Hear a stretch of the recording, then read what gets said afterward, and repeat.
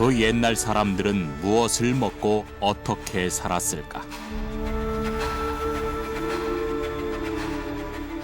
우리나라 최초의 한글 조리서인 음식 디미방에는 17세기 조선의 음식 문화가 고스란히 담겨 있다.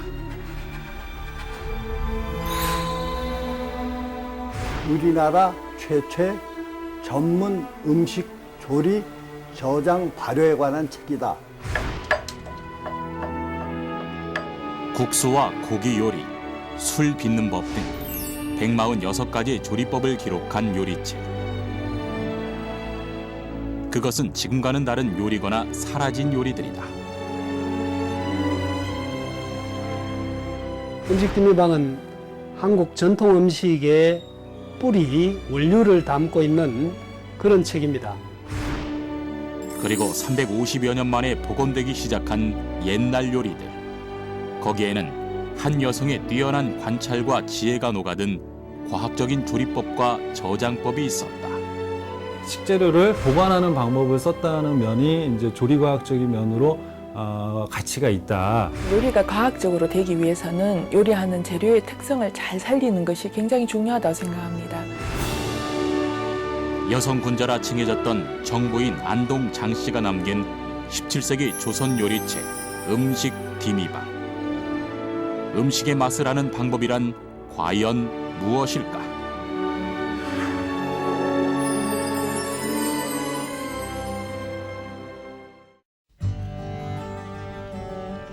경상북도 영양군의 두들마을.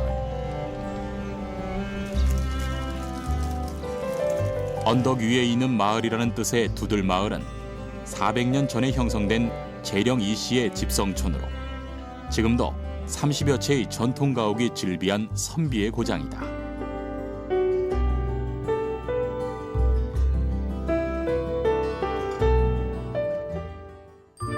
늘 손님이 끊이지 않는 마을. 전통 음식을 직접 만들어보는 체험이 한창이다. 완성된 거 보고 나서 시작을 하셔야 됩니다. 방망이로 이거를 이제 밀어줍니다. 석계 이씨 종가의 종부를 따라 만들어보는 요리는 석류탕. 지금은 사라지고 없는 전통 음식이다. 이게 있어요. 이게 석입니다. 검정색. 불을 너무 세게 하면 안 됩니다. 팬이 좀 좋았던 것 같아요. 근데 요즘은 만두 속을 만드는 듯 각종 재료들을 썰어 볶고 나더니 이내 밀가루를 반죽하고 밀전병을 붙이기 시작한다.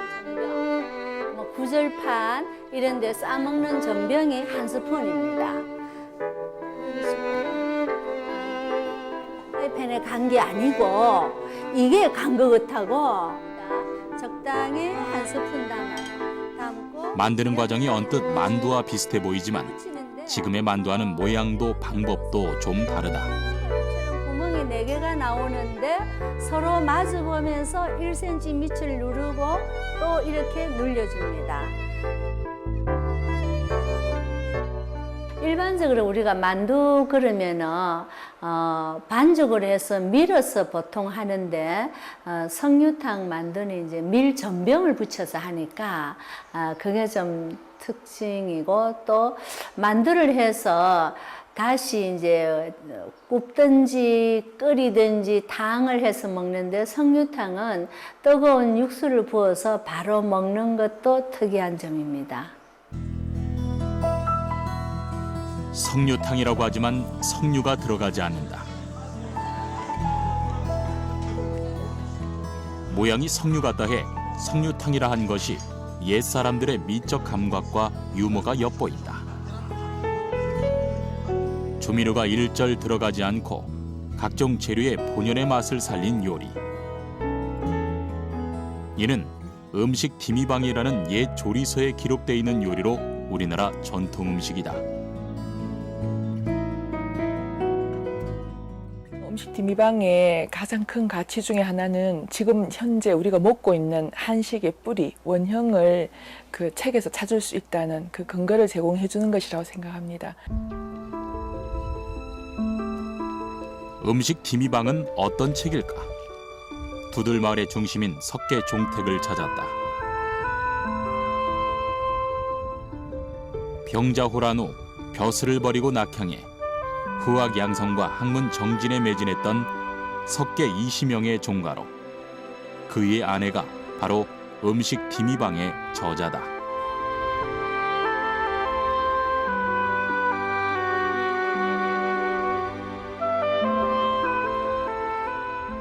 이 책의 이름을 쓴 것은 장씨 할머니의 부군 되시는 석계 선조께서 이 책의 품격을 높이기 위해서 이렇게 규곤시방이라는 책을 썼습니다. 이 규곤시방이란 말은, 규곤이란 말은 여성들이 거처하는 영역을 말합니다. 이것은 여성들이 길잡이 책이다라는 뜻으로 보시면 되고요.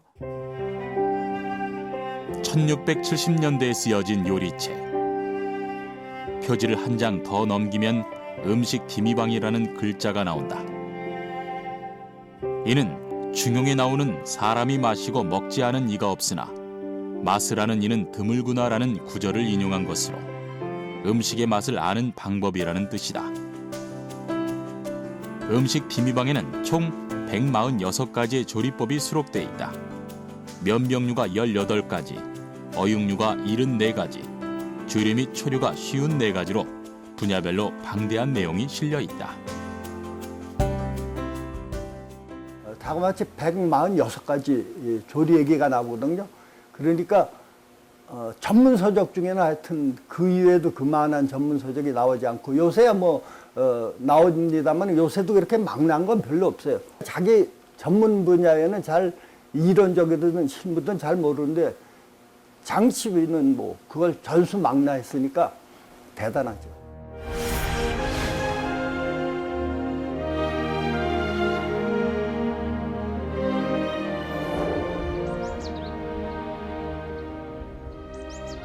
지금과 달리 요리책이 거의 드물었던 시대에 그것도 한글로 요리책을 남길 정도로 시대를 앞서갔던 인물. 장계향은 누구일까?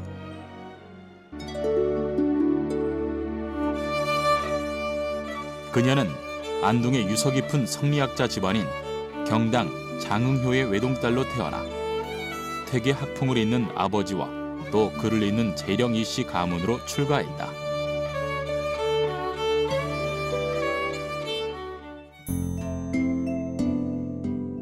어렸을 때부터 총명해 시를 곧잘 지었던 그녀는 자식을 그리워하는 어머니의 마음을 담은 초서체의 학발시 등 9편의 시를 남겼고 호탕한 기질의 맹오드 등을 남길 정도로 시서화에 두루두루 밝았다.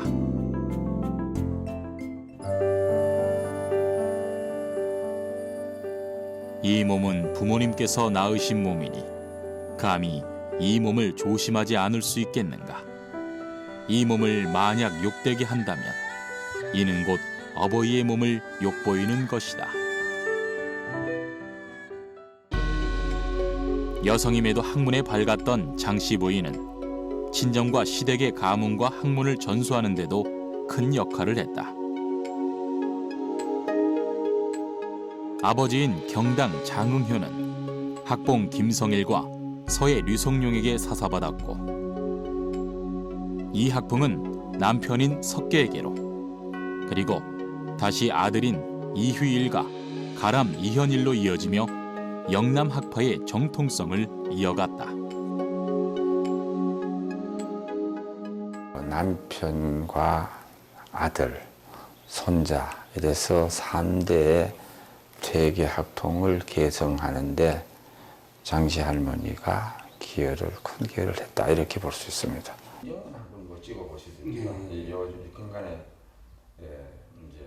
할머니 이제 교지입니다. 그 셋째 아들이 이조 판서를 하니까 정부인 교지를 받게 된 겁니다.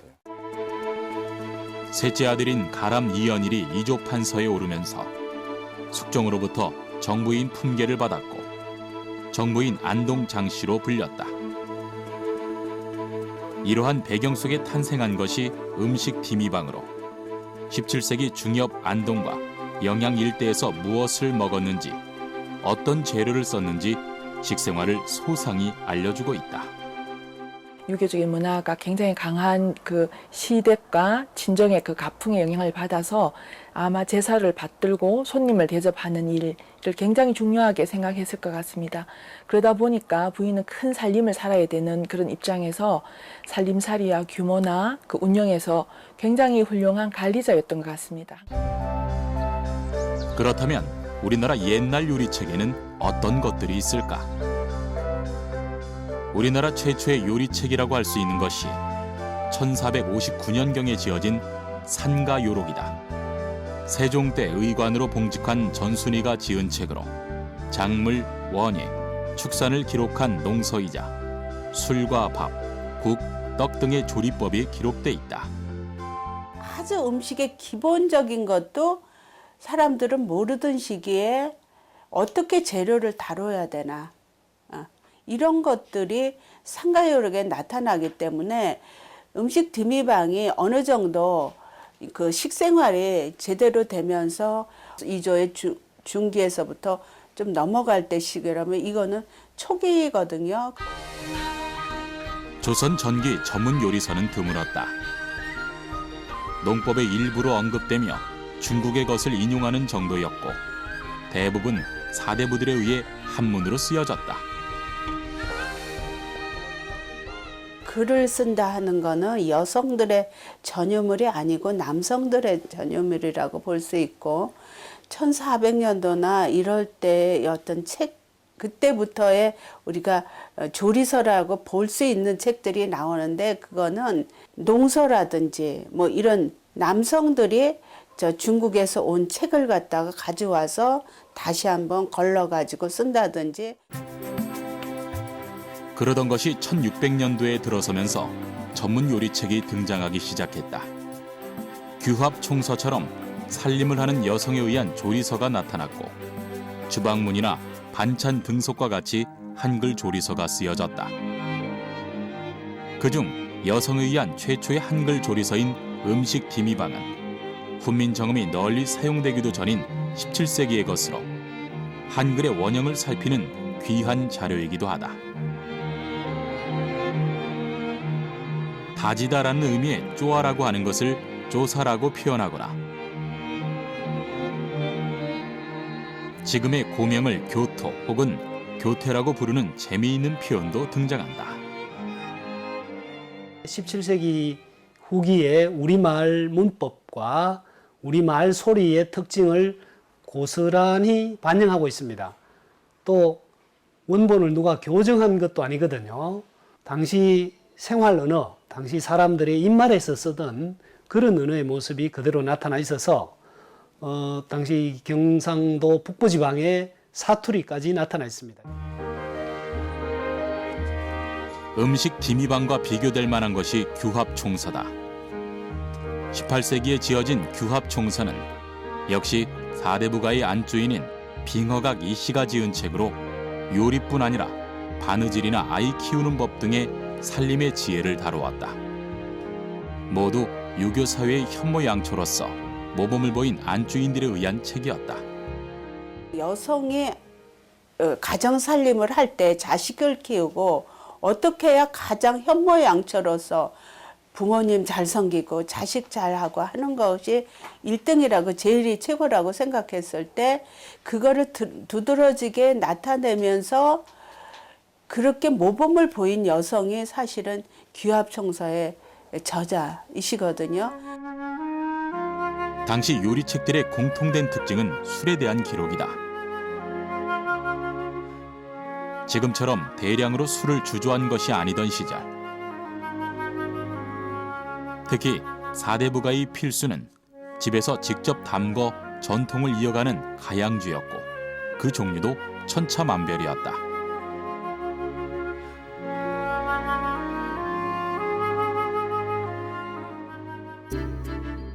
봉제, 사접, 빈객, 즉 제사를 지내고 손님을 대접하는 것은 조상을 섬기는 후손의 가장 큰 도리였고 이는 고스란히 살림하는 안주인들의 몫이 됐다. 제사와 추수, 명절 등 쓰임새가 다양하고 중요한 것이 술이었지만 그 빚는 법이 까다로워 다양한 기록을 남긴 것이다. 유교적 학풍이 강한 가문에서 탄생한 음식 디미방도 예외는 아니었다. 누룩 빚는 법에서부터 단양주, 이양주 등 수많은 주조법이 등장하는데 그 수가 무려 51가지다. 제일 우선으로 하는 것이 뭐냐면 조상을 잘 섬기는 거예요. 그러니까 조상을 섬긴다 그러는 거는 술을 만들어서 올려야 되는 게 있어요. 그래서 대부분의 조리서의 앞부분 일찍이 나온 것들, 음식 디미방부터 또는 한문으로 되어 있는 한문 조리서도 앞부분에는 거의 술로서 시작을 하게 돼요. 그렇다면 술 이외의 영남지방 사대부가의 음식 문화는 어떠했을까? 밥과 죽은 너무 흔한 것이라 기록하지 않은 듯 보이고 주로 면병류와 같은 별미 음식을 중심으로 기록하였다. 또한 조리법들을 자세히 보면 고추가 내륙으로 전파되기 전인 탓에 고추가 사용되지 않아 전체적으로 자극적이거나 강렬하지 않은 자연스러운 맛을 담고 있다. 면병류를 들면 지금 현재 우리가 먹고 있는 떡의 조리법, 찌거나 삶거나 지지는 것들이 이미 이 시대에도 굉장히 보편적이었던 그 조리 방법임을 잘 알 수 있었고요. 음식 디미방 음식은 자극적인 면이 적어요. 고추를 일체 쓰지 않거든요. 그래서 음식이 담백하고 또 버섯을 많이 사용하고 그런 특징이 있습니다. 최근 전문가들에 의해 음식 디미방의 요리들이 하나둘 복원되기 시작했다. 체계 조리법에 따른 음식들을 기준으로 한 구첩 반상을 보면 기본적인 국과 찌개를 비롯해 대구 껍질 누르미와 생선으로 피를 만든 어만두, 화전과 서기편, 그리고 오방색이 돋보이는 잡채 등이 보인다. 지금은 흔하지 않거나 있더라도 그 방법이 다르다. 요즘은 잡채 그러면 이제 당면이 주 재료인데 음식 디미방 책에 나온 잡채는 이름 그대로 여러 가지 채소가 들어가고 당면은 아예 들어가지 않습니다. 그래서 이제 고기는 꽁고기를 사용하고 즙을 뿌리는 게 특징입니다. 음식 디미방에는 즙을 뿌리는 누름이라는 용어가 자주 등장한다. 호박보다 조금 더 큰 야채인 동아누루가 대표적으로 누르미는 지금의 소스와 같은 개념이다. 제작진은 종부의 도움을 받아 동아누루미를 직접 만들어 보기로 했다. 먼저 동아는 얇게 저며 간을 해두고 무화채는 무르게 삶는다.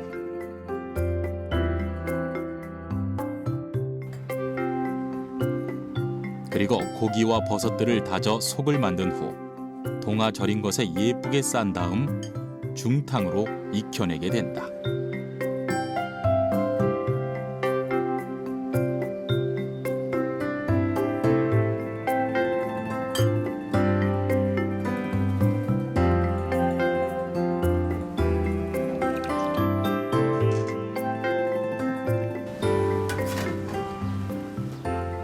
즙을 만들 때 밀가루를 이제 좀 걸쭉하게 해서 육수나 아니면 이제 물에 타서 걸쭉하게 해서 그거를 또 양념을 합니다. 해서 끼얹으면 음식을 먹을 때 즙을 따뜻하게 올리니까 따뜻한 그게 이제 소화도 잘 되고 또 음식을 먹었을 때 맛도 더 좋겠지요. 찬 음식을 먹는 것보다. 마치 중국 요리에서처럼 육수와 밀가루를 개어 걸쭉하게 만든다. 이는 국물 맛을 내기 위한 방법이자 별도의 국물을 내어서 즙을 끼얹어 먹는 요리법으로 경상도 국문화와 닿아 있다. 경상도의 국을 끓이는 그 국문화에 있어서 마지막에 밀가루를 물로 개어서 이렇게 풀어줌으로써 좀 식감도 맛있게 약간 이렇게 식감이 미끈미끈하다 할까 매끈매끈한 그런 식감도 나고 국이 잘 식지도 않는 그런 효과를 내는 그 향토 음식이 있습니다. 아마 이런 것들이 같이 연관되어져 있지 않을까라고 생각합니다. 언제부터인지는 모르나 적어도 17세기에 유행했던 요리인 누르미. 하지만 이런 요리 방법은 어느 사이 사라졌다. 음식 디미방에는 즙과 같은 역할의 누르미가 여러 요리에 사용되지만 이후 요리책을 보면 드문드문 등장하다 점점 사라짐을 알 수 있다. 18세기에 들어서 귀합청소 시기부터는 이제 누르미 조리법이 거의 보이지가 않고 현재 와서도 누르미 조리법은 우리나라 음식에서는 이제 볼 수가 없는 어떻게 보면 사라진 조리법 중에 하나라고 볼 수가 있고 사라진 것은 누르미뿐만이 아니다. 음식 디미방을 보면 매운맛을 내기 위해 대부분 천초라는 향신료를 사용했다. 하지만 역시 18세기 조리서를 보면 천초와 고추가 반반 사용되고 있다. 천초가 당시 널리 사용되기 시작한 고추에 자리를 내준 것이다. 18세기 귀합청소에는 고추라는 향신료를 가공해서 고춧가루를 만든다든지 또 고추장을 만들어 가지고 그거를 매운맛을 내는 그러한 용도로 귀합청소 시기에는 사용되고 있음을 알 수 있고 변화와 진화되는 그런 한식의 모습에서 이 음식 디미방은 변하지 않는 한식의 가장 고유한 모습, 가장 정통적인 한식의 모습을 고스란히 보존하고 있다는 점에서 또 큰 의미가 있다고 봅니다. 조선시대 우리나라 음식의 고유한 모습을 간직하고 있는 음식 디미방.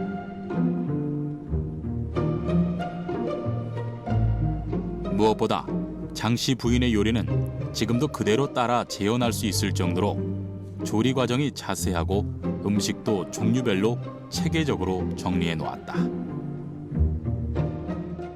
여러 가지 음식 조리서가 있는데 그거하고 이렇게 비교를 해보니까 음식 디미방의 조리법의 진행 과정이 가장 짜임새 있고 체계적으로 잘 묘사가 되어 있습니다. 여러 가지 재료를 사용한다든지 또 그 재료를 보존하는 방법 이런 것들이 이제 과학적인 측면이 나타나는데 그 중에 이제 가장 주목되는 점이 저장법의 과학입니다.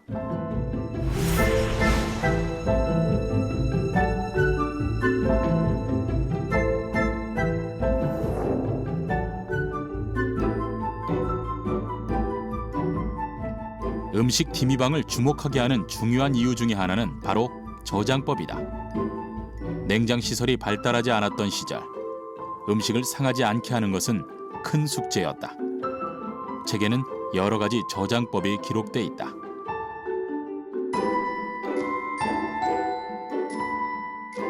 복숭아의 경우 독에 소금과 밀가루 죽을 넣고 복숭아를 죽 가운데에 넣어 봉하면 겨울에 먹어도 제철과 같다 하였고,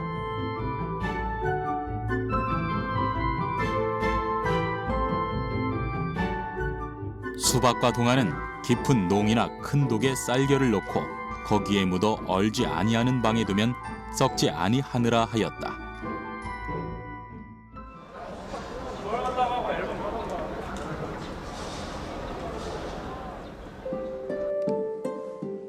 제작진은 음식 디미방의 기록에 따라 몇 가지를 직접 재현해 보기로 했다. 먼저 생포, 즉 전복 간수법이다.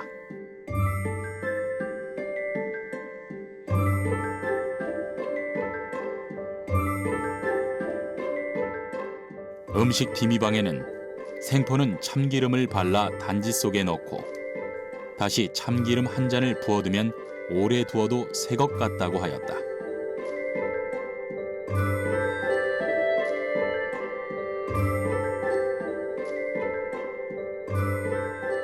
살아있는 전복에 참기름을 발라 독에 넣고 밀봉하는 것으로 이는 산소와의 직접적인 접촉을 막는 방부제의 역할을 한 것으로 보인다.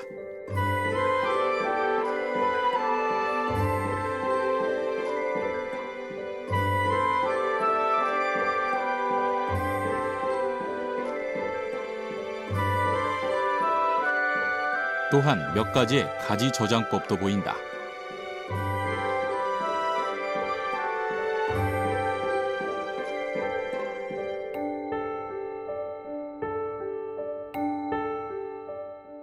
음식 디미방에서는 가지를 저장할 때 꼭지가 있는 채로 한치 길이로 자 이렇게 일단은 썬다고 합니다.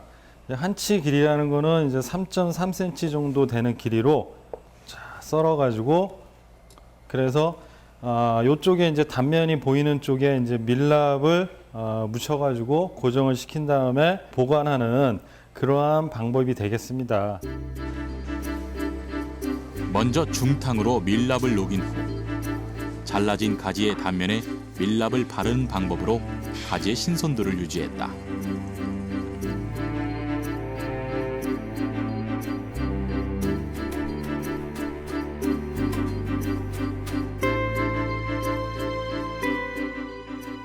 양쪽에 이제 이렇게 단면이 있는 가지도 요 끝쪽에 이렇게 밀랍을 발라주면은 이제 식으면서 자연스럽게 이제 코팅이 지금 이루어지고 있습니다. 그래서 양쪽으로 지금 자른 단면에 밀랍을 녹여가지고 이렇게 코팅을 이렇게 해줘가지고 이제 공기와의 접촉을 이렇게 밀랍이 막아주는 그러한 역할을 하고 있죠 지금.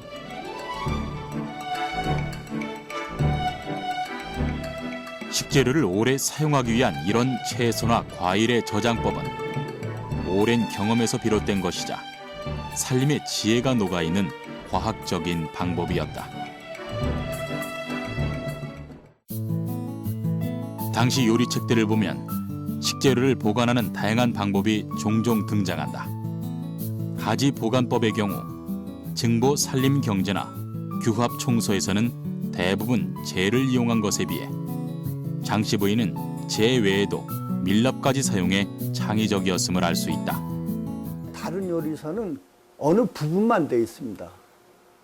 요리에 된 것만 있다든지 또는 재료에만 된 게 있다든지 있는데 이분 거는 요리, 재료 거기다 더 중요한 건 저장법까지 나와 있어요. 이 저장법까지 나와 있는 책이 이렇게 흔치가 않습니다. 특히 음식 디미방에서 주목할 것은 다음이다. 마구간 앞에 우물 파고 거름과 흙을 깔고 승검초, 산갓, 파, 마늘을 심고 우미에 거름을 덮어두면 그 우미 더워 그 나물이 돋거든 겨울에 쓰면 좋다. 비시, 즉 제철이 아닌 나물을 재배하는 방법으로 온도가 비교적 따뜻한 외양간 옆에 적당한 구덩이를 파고 흙을 집어넣은 다음 채소를 심고 거름을 덮어 발열시켰다. 씨앗이 발화하는 데 필요한 따뜻한 온도를 유지한 것이다. 우리가 뭘 재배할 때 제일 중요한 게 토양, 온도, 습도거든요. 두엄은 그 안에서 세균들이 번식하면서 세균이 생활을 하면서 나오는 열이 있습니다. 우리가 움직이면 열이 나듯이 그 열을 씨앗을 틔우는 데 쓰기 위해서 두엄을 집어넣었다. 온실과 같은 이런 원리는 처음이 아니다. 산과 요록에 보면 겨울철에 신선한 채소를 생산하는 동절 양채법이 기록돼 있다. 즉 산멸을 막고 종이를 발라 기름칠을 하고 구두를 노트에 연기가 나지 않게 잘 처리하고 온돌 위에 한자 반 높이의 흙을 쌓은 후 봄 채소를 심고 수분을 공급했다. 뜨겁기만 해서는 안 되고 수분이 있어야지 돼요. 그리고 어떻게 하냐면 바깥에다가 가마솥에다 물을 끓여가지고 그 수증기가 안으로 들어가게 하는 거예요. 온실 농경을 하는 데 있어서 보면은 그런 것까지도 우리가 먹거리에 있어서 그 우리나라의 이런 음식을 생각하는 마음들은 참 대단했구나 하는 거를 알 수가 있어요. 산과 요록에 나오는 것처럼 궁중에서 쓰이던 온실 재배까지는 아니더라도 장씨 부인은 수분과 열에 대한 이해가 정확해 겨울에도 채소를 재배했음을 알 수 있다. 부인이 아마 자연의 현상을 과학적으로 매우 열심히 관찰한 결과가 아닐까 생각합니다. 그 책의 내용처럼 우물 파서 그 거름과 흙을 이용해서 제철이 아닌 나무를 이용할 수 있는 이 방법은 누구라도 그 원리만 터득한다면 큰 비용이 들지 않고 할 수 있는 굉장히 대중적인 방법이 아닐까 생각합니다. 저장과 재배의 과학은 물론이고 장씨 부인은 조리의 가장 기본이라고 할 수 있는 음식 재료의 성질을 이해하는 데도 탁월했다. 한 예로 돼지고기 요리를 보면 고기의 성질에 따라 조리법이 달랐다. 음식 디미방에는 가제육과 야제육의 조리법이 등장한다. 가제육은 집에서 기르는 돼지고기를, 야제육은 멧돼지와 같은 야생 돼지를 말한다.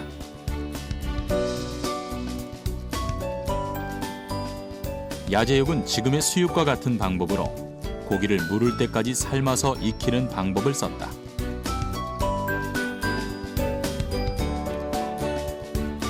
실제 멧돼지의 경우 몇 시간을 푹 삶았을 때 고기의 질긴 성질이 부드러워져 요리가 용이했다.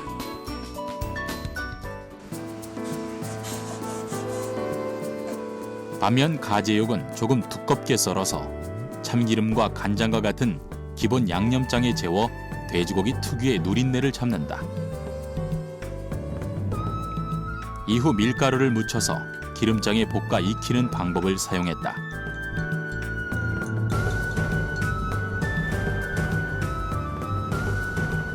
지금은 당연하게 느껴지지만 당시의 환경에선 수준 높은 조리법이 아닐 수 없다.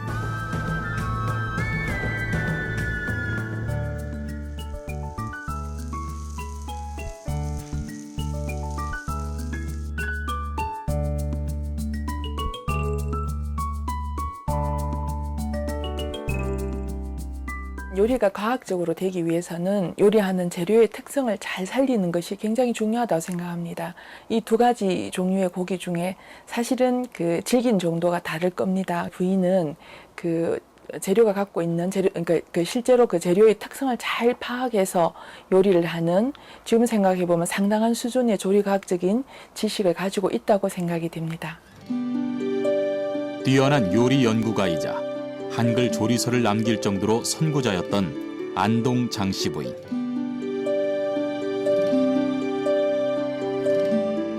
그런데 그녀는 왜 음식 디미방이라는 책을 쓰게 된 것일까?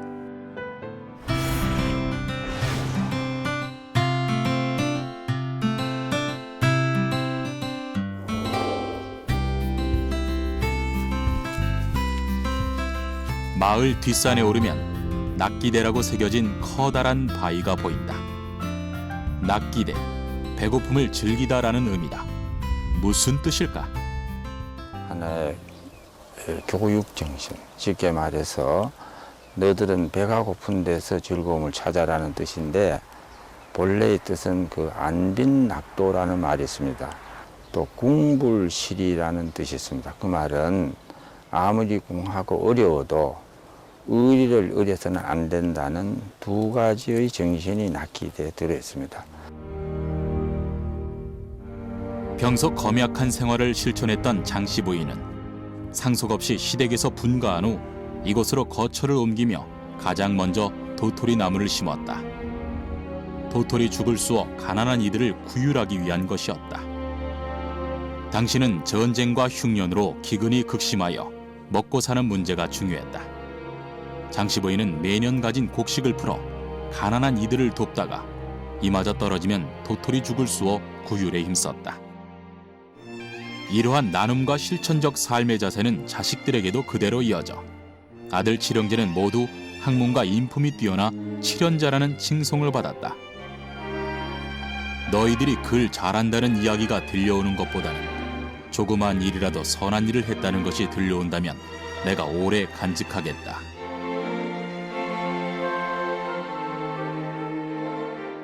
이 말은 다시 말하면 학문을 많이 했더라도 실천하지 않을 때는 그게 아무런 가치가 없는 거고, 선한 일을 했다는 건 벌써 실천한 거잖아요. 물질은 가벼운 것이고 의리는 무거운 것인데, 이 물질로 인해서 의리를 해칠까 봐 이 걱정을 한 어른입니다. 평생을 거쳐 학문을 닦고 실천했기에 여성 군자로 불렸던 장씨 부인.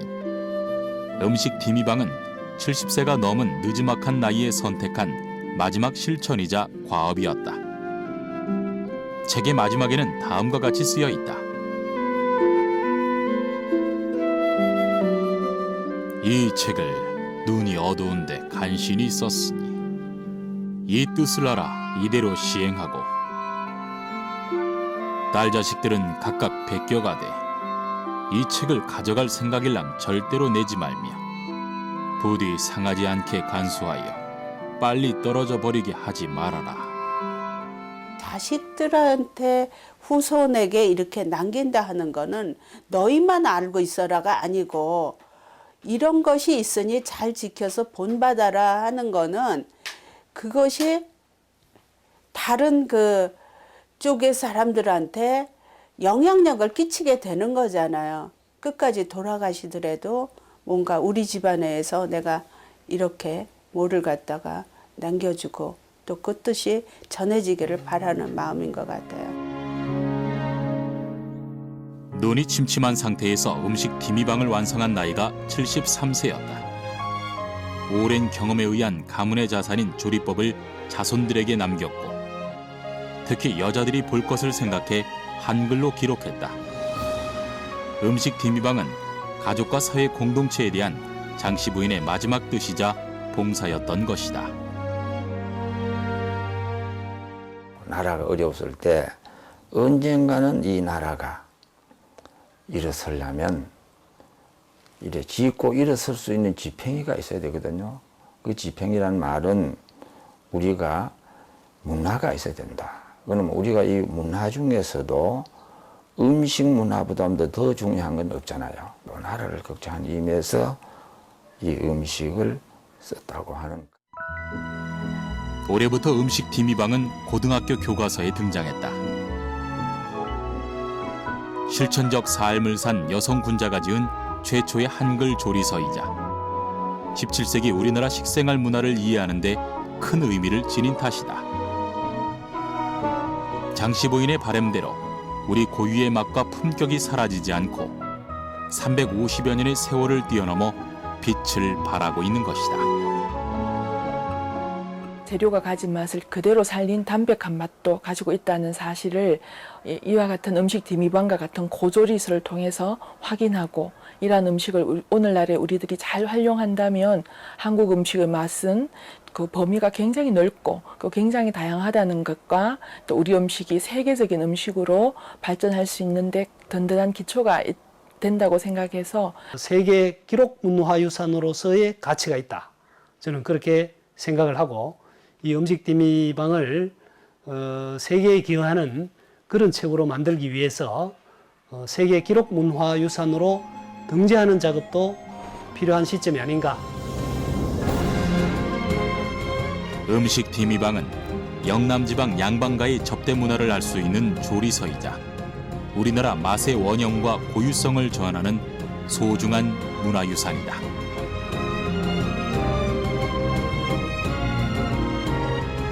조선에서 나는 풀과 열매들을 재료로 하고 살림하는 여성들에게 전하고자 했기에 한글로 기록하였고 창의적이고 과학적인 저장과 조리법으로 변치 않는 가치를 남겼다. 음식 디미방, 그것은 단순한 조리서가 아니다.